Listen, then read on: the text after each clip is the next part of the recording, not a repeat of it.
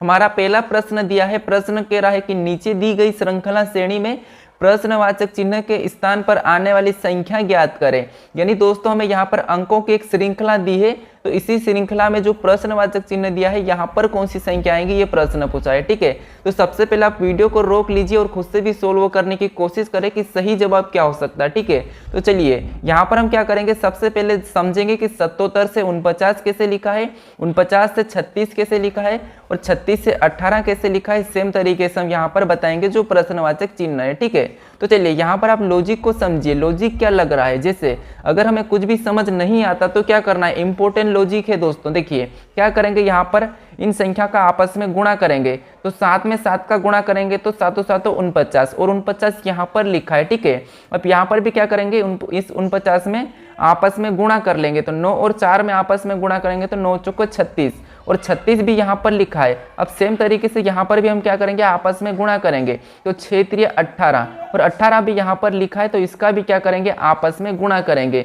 अब आपको लॉजिक दिखा होगा, लॉजिक टफ था। ठीक है, तो चलिए इसका आपस में गुणा करेंगे तो कितने होंगे, 8 एकम 8 ही, यानी जो प्रश्नवाचक चिन्ह है यहाँ पर क्या आना चाहिए, 8 आना चाहिए। ऑप्शन में देखेंगे तो ऑप्शन हमारे बी में दिया है, तो ऑप्शन बी वाला हमारा क्या होगा, सही जवाब होगा। यानी कि दोस्तों ये इंपॉर्टेंट क्वेश्चन था। ठीक है, तो चलिए हम बढ़ते हैं प्रश्न 2 पे। अब दूसरे नंबर का प्रश्न दोस्तों, चलिए प्रश्न कह रहा है कि दिए गए विकल्प में से विषम को चुनिए। यानी दोस्तों हमें क्या करना है, 4 विकल्प में से एक विषम विकल्प चुनना है। ठीक है, तो चलिए फटाफट से आप खुद से भी सोल्व करें, खुद से ट्राई करें कि यहाँ पर विषम कौन सा है। ठीक है, तो फटाफट से सोल्व करने की कोशिश करें, अपनी ओर से ट्राई करें। ठीक है, तो चलिए हमें प्रश्न कह रहा है कि विषम को चुनिए। हमें क्या करना है, इन 4 ऑप्शन में से एक अलग बताना है। तो चलिए जब भी दोस्तों देखिए, जब भी हमें बड़ी संख्या दी जाए तो क्या करना है, उन संख्या को आपस में जोड़ के देखना है। जैसे मैं आपको बता रहा हूँ, देखिए जैसे हम यहाँ पर देखिए 5 और 6 को जोड़ेंगे तो कितने होंगे, 11, 11 और 4 को जोड़ेंगे तो 15 और 15 और 3 को जोड़ेंगे तो 18, 18 और 2 को जोड़ेंगे तो 20 और 20 और 7 को जोड़ेंगे तो 27।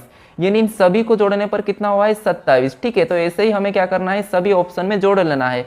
जैसे ऑप्शन बी में जोड़ेंगे तो 3 और 6, 3 और 6 होते हैं 9 और 9 में 8 जोड़ेंगे 17, 17 में 1 जोड़ेंगे तो 18, 18 में 2 जोड़ेंगे तो 20 और 20 में 7 जोड़ेंगे तो 27। यानी यहाँ पर भी कितना आ रहा है, 27 ही आ रहा है। ठीक है, अब देखिए ऑप्शन सी को देखेंगे तो 8 और 7 को जोड़ेंगे तो 15, 15 और 6 को जोड़ेंगे तो हमारे कितने हो जाएंगे, 15 और 6 21, 21 में 3 जोड़ेंगे तो 24, 24 में 2 जोड़ेंगे तो 26, 26 में 1 जोड़ेंगे तो 27।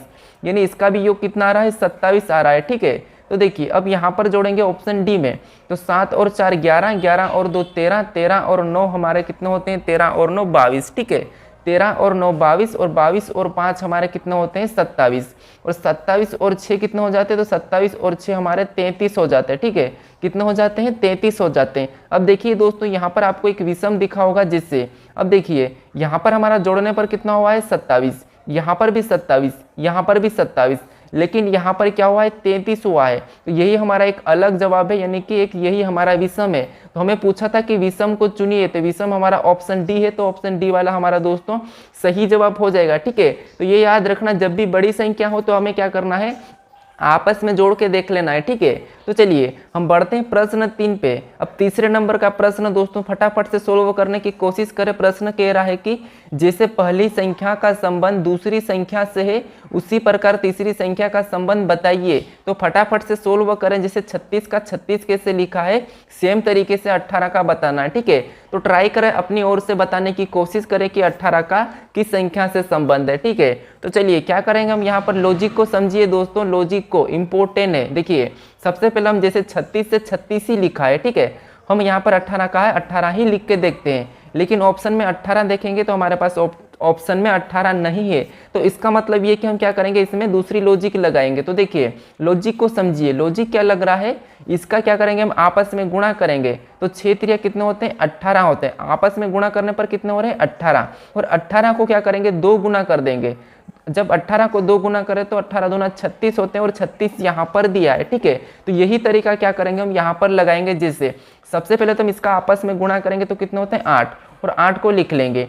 और फिर इसी 8 का क्या करेंगे, इसी 8 का हम जैसे यहाँ पर 2 गुना किया था, तो यहाँ पर भी हम 2 गुना करेंगे। तो 8 का 2 गुना करेंगे तो कितने हो जाएंगे, 16, और यहाँ पर क्या आ जाएगा, 16 आ जाएगा दोस्तों। ठीक है, तो देखिए अब हम ऑप्शन में 16 को देखेंगे तो ऑप्शन हमारे सी में दिया है, तो ऑप्शन सी वाला हमारा क्या होगा, सही जवाब हो जाएगा। ठीक है, जिस तरीके से 36 का 36 लिखा था, हमने भी सेम तरीके से यहाँ पर 18 का 16 बताया। ठीक है, तो ऑप्शन हमारा सी वाला सही जवाब हो जाएगा। तो ये भी इंपॉर्टेंट था। ठीक है, लॉजिक को आप समझिए प्रश्न सोल्व करने की।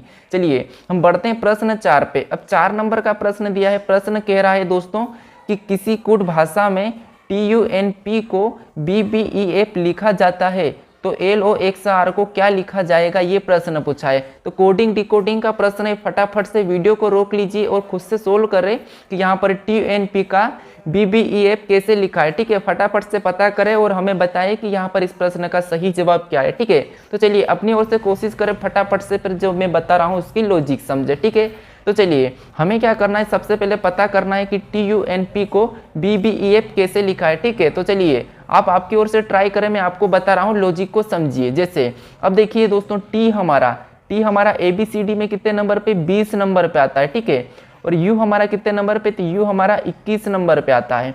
फिर N हमारा कितने नंबर पे, तो N हमारा 14 नंबर पे आता है। ठीक है, उसके बाद P कितने नंबर पे, तो P हमारा 16 नंबर पे आता है। ठीक है, समझिए हमने क्या करा, जो ABCD में जो जितने नंबर पे आता है उनको लिख लिया। ठीक है, इसके बाद अब देखिए दोस्तों, यहाँ पर हमें क्या करना है, देखिए अगर हम इसको क्या करेंगे, आपस में एक बार जोड़ देंगे तो कितने हो जाएंगे, 2। इस संख्या को आपस में जोड़ेंगे तो 2, और इसका आपस में गुणा करेंगे तो कितने होंगे, 3।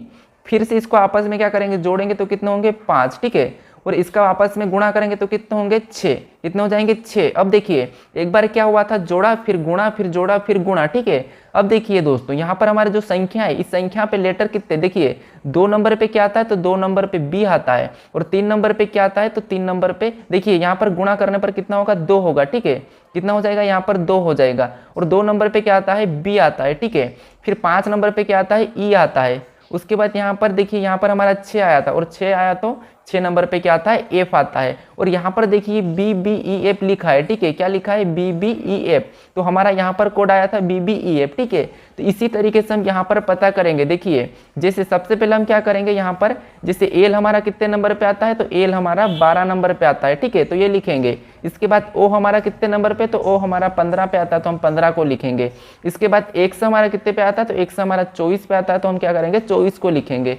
इसके बाद R हमारा कितने पे, तो R हमारा 18 पे, तो हम यहाँ पर 18 को लिख लेंगे। ठीक है, इसके बाद अब देखिए, अब हमें क्या करना है, एक बार हमें जैसे यहाँ पर जोड़ा था तो हमें भी यहाँ पर इसे जोड़ लेना है। तो 1 और 2 को जोड़ेंगे तो कितने हो जाएंगे, 3। फिर से हमें यहाँ पर एक बार क्या हुआ था, गुणा हुआ था, तो यहाँ पर हमें गुणा करना है, तो 5 और 1 में गुणा करेंगे तो कितने होंगे, 5 ही होंगे। फिर से हमें यहाँ पर जोड़ा था, तो हम भी यहाँ पर इसे आपस में जोड़ेंगे तो कितने हो जाएंगे, 6। ठीक है, फिर यहाँ पर गुणा हुआ था, तो यहाँ पर भी हम इसका आपस में गुणा कर लेंगे तो 8 हो जाएगा। ठीक है, अब देखिए इन नंबर पे लेटर कौन से आते हैं। अब देखिए जैसे 3 नंबर पे हमारा C आता है, 5 नंबर पे हमारा E आता है। ठीक है, उसके बाद हमारा 6 नंबर पे F आता है, और 8 नंबर पे H आता है। ठीक है, तो ये हम ऑप्शन में मैच करेंगे कि CEFH कहाँ पर है। तो देखिए CEFH हमारा ऑप्शन नंबर D में दिया है, तो ऑप्शन D वाला हमारा सही जवाब होगा। ठीक है, तो जिस तरीके से यहाँ पर TUNP का यहाँ पर BBEF लिखा था, हमने भी सेम तरीके से यहाँ पर बताया LOXR का। ठीक है, तो ये भी इंपॉर्टेंट लॉजिक था दोस्तों, आप लॉजिक को समझिए। क्या हुआ था, यहाँ पर जैसे इनकी संख्या को लिख के एक बार गुणा फिर प्लस फिर गुणा फिर प्लस। ठीक है, तो हमने भी यहाँ पर सेम तरीके से किया है, तो हमारा ऑप्शन D वाला सही जवाब हो गया। ठीक है, चलिए हम बढ़ते हैं प्रश्न 5 पे। 5वें नंबर का प्रश्न दिया है। प्रश्न कह रहा है कि एक महिला उत्तर की ओर 8 किलोमीटर चलती है, फिर वह दाएं मोड़कर 6 किलोमीटर चलती है। अब वह प्रारंभिक बिंदु से कितनी दूरी पर है, ये प्रश्न पूछा है। दोस्तों दिशा और दूरी का प्रश्न है, फटाफट से सोल्व करने की कोशिश करें अपनी ओर से। ठीक है, प्रश्नों को खुद से बनाए कि सही जवाब क्या हो सकता है। तो चलिए आप शुरू करिए कि क्या सही जवाब हो सकता है, सोल्व करने की कोशिश करें। ठीक है, तो चलिए हम सबसे पहले यहाँ पर समझेंगे प्रश्न क्या कह रहा है। तो देखिए दिशा और दूरी, तो दिशा और दूरी आपको पता होना चाहिए। जैसे दिशा किस टाइप की होती है, उत्तर, यानी देखिए आपको प्लस का चिन्ह बनाना अपने सामने। ठीक है, उसके बाद जो ऊपर है उसे उत्तर लिखना है, सबसे नीचे उसको दक्षिण है। ठीक है, और अपने राइट हैंड पे क्या हो जाएगा, पूर्व हो जाएगा, और लेफ्ट में क्या हो जाएगा, पश्चिम हो जाएगा।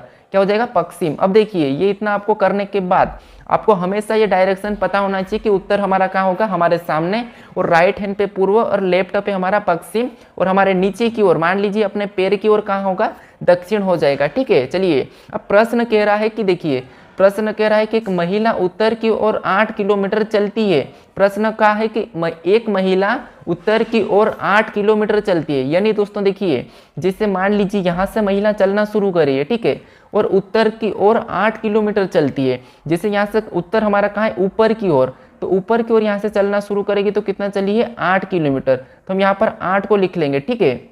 उसके बाद आगे हम प्रश्न को पढ़ते हैं।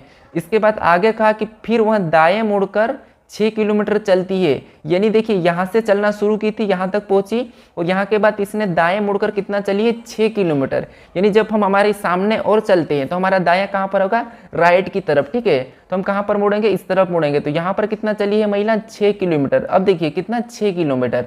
इसके बाद आगे प्रश्न कह रहा है कि अब वह महिला प्रारंभिक बिंदु से कितनी दूरी पर है। प्रश्न ये कह रहा है कि देखिए, महिला कहाँ पर पहुंच गई, यहाँ पर पहुंच गई, और चलना कहाँ से शुरू की थी, यहाँ से, ठीक है। तो प्रश्न यही कह रहा है कि जैसे इसकी दूरी यहाँ से कितनी है, ठीक है, यहाँ की दूरी पूछ रहा है। तो अब देखिए, अगर हमें यहाँ पर कुल दूरी पूछा जाता है, ठीक है, अगर हमें यहाँ पर कुल दूरी पूछा